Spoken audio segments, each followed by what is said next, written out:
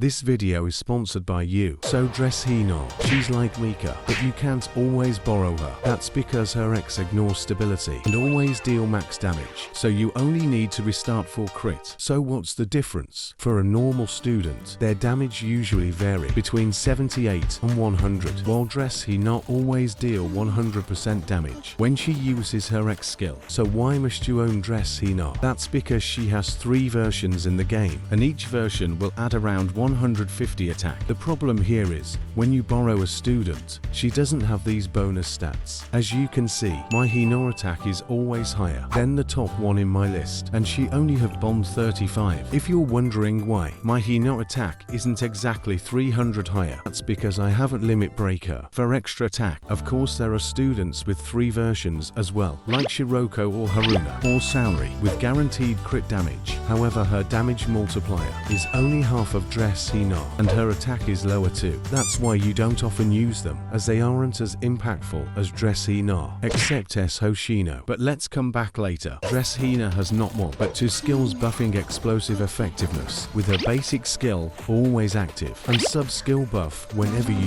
use her X. She's also immune to taunt, which is useful in phase 1 of Kaiten, when the rangers don't let you use any skills, except Dress Hina. Back to her X. Every time you use this skill, Hina stops moving and attacking for 10 seconds. If you don't do anything as well, this skill automatically cancels. If you decide to go all the way, Hina will fire 3 shots, with the 3rd shot dealing double the damage. These 3 shots are counted as 3x skills with 0 cost, which we will come back later. Note that the skill range is narrow, so you'll need some practice. If you use it to hit small targets, and the damage is reduced by 45% for every target hit, but it can't go lower than 10%.